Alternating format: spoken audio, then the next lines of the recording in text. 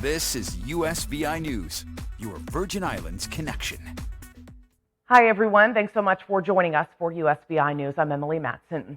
A tropical storm warning has been issued for Puerto Rico and the U.S. Virgin Islands. Rain from the storms expected Friday and especially on Saturday in the Virgin Islands as Fiona passes through.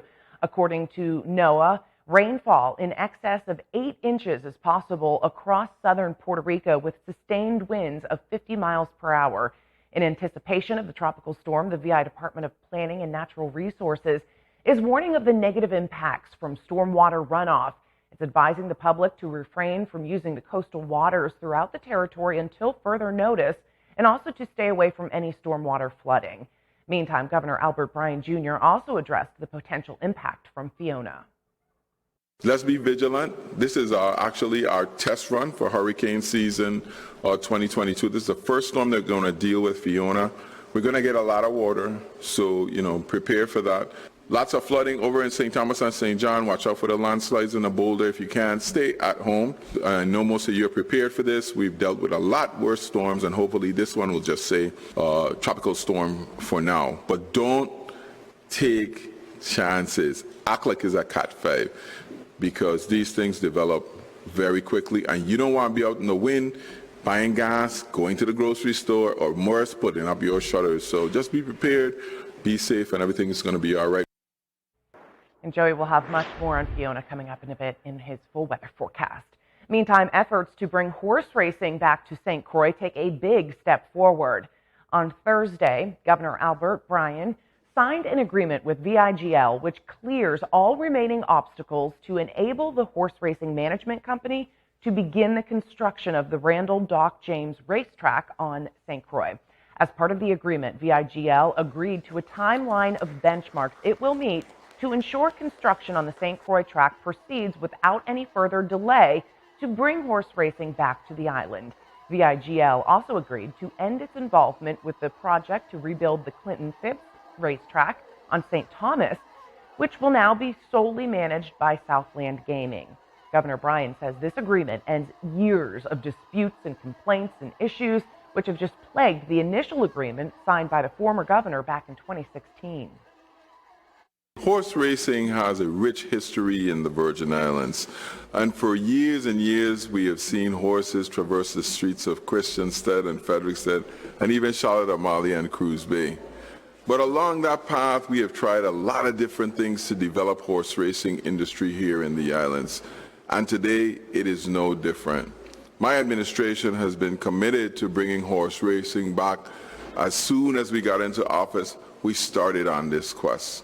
And over the last 3.5 years, we've had lots of barriers and bumps, but we always managed to keep on course in bringing horse racing closer to you.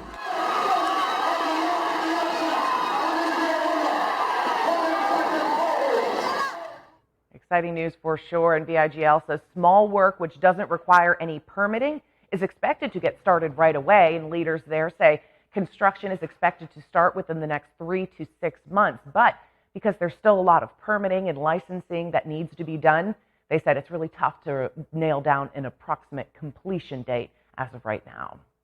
And there is good news on the COVID-19 front as well. The World Health Organization says the end is in sight for the pandemic. New weekly deaths around the world have reached their lowest point since March 2020.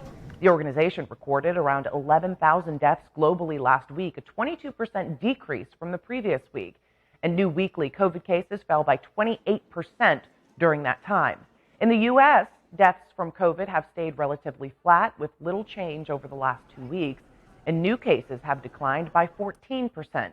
So although the pandemic's not over, the U.S. is seeing an important shift in the fight against the virus.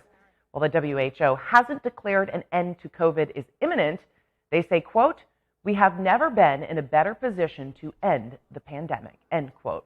And the numbers in the Virgin Islands are reflecting that steadiness of the COVID-19 pandemic. As we end the week, we're seeing fewer active COVID-19 cases in the USVI, with 165 territory-wide, 112 active COVID cases on St. Croix, 51 on St. Thomas, and 2 cases on St. John. A producer and filmmaker found the meaning of life while working on a docu-film which captured the voices of survivors of the 2017 hurricanes. Our USVI News' Francis Felix brings us his story. It's been 5 years since the hurricanes, and a lot of memories are coming back. A documentary filmmaker found the meaning of his life, showing the resiliency of the islanders. Because in our islands, good morning means so much more than a text. 5 years ago, life changed for the Virgin Islanders when Hurricane Irma Maria hit in 2017.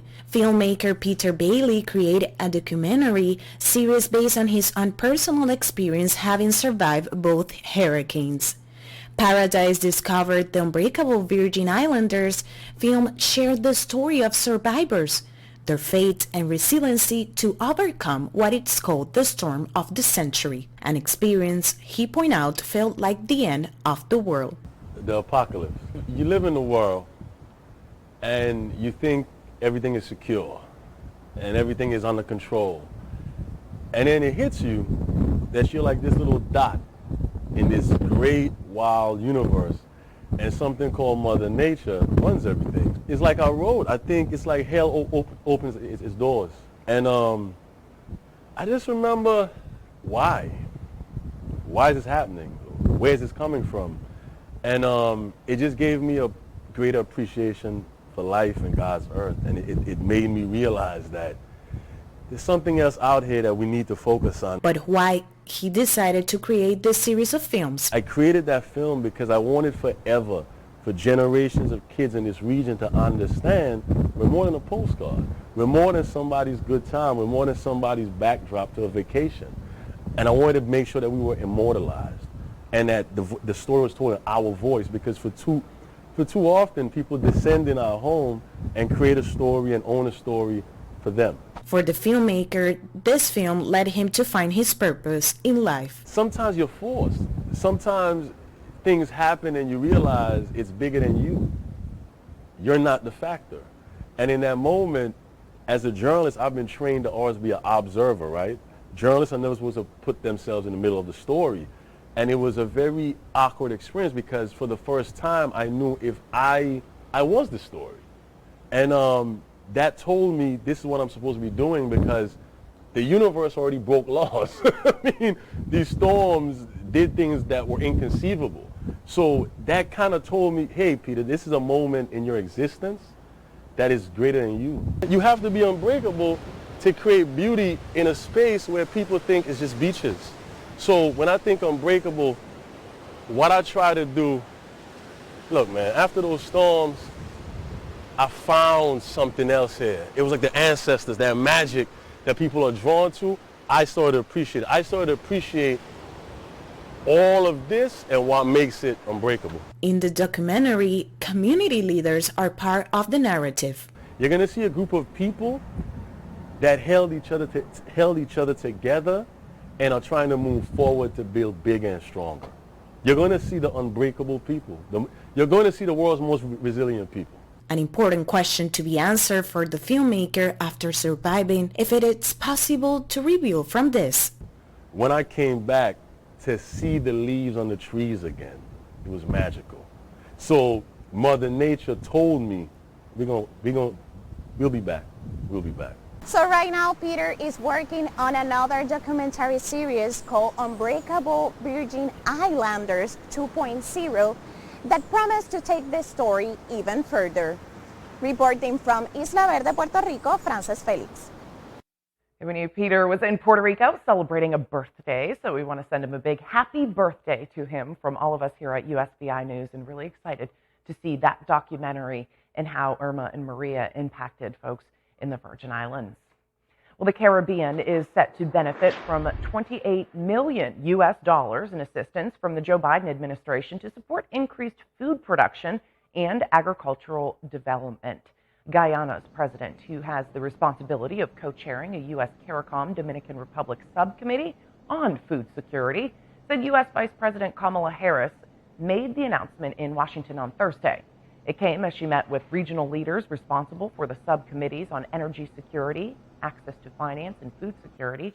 The president said he also used the meetings as an opportunity to propose a joint approach to ensure regional sustainability in the energy sector, which includes natural gas, fossil fuels, and renewables. Barbados, Suriname, Guyana, and Trinidad and Tobago are key players in the energy sector. I propose at the meeting that the U.S. engage these countries in an effort to building a sustainable development strategy for energy security, not only for the region, but also for the U.S. and further afield. In terms of agriculture, there has been tremendous progress on the subcommittee dealing with food security. Not only an announcement by the U.S. that $28 million will be available immediately to look at the short-term activities in supporting the increase in food production and bettering agriculture in the region, but also we agreed in tackling the intra-regional trade barriers and those that exist. Does your pet have what it takes to be a cover model? That's what the St. Thomas Humane Society wants to know. They're now accepting submissions for its 2023 Cutest Rescue Pet Calendar Contest. It's the fourth year for the contest, which is also a fundraiser. You can enter a photo of your rescue pet and a short description, then share with your family and friends to donate to your pet's fundraiser. Every dollar counts as a vote. Entry fee is $10 per pet entry photo, and you can enter as many photos as you like. You have until October 15th to enter. For all the rules and to submit your cutest rescue pet photo, visit the Humane Society's website on how to enter, hsstt.com, and look for the link to enter the contest.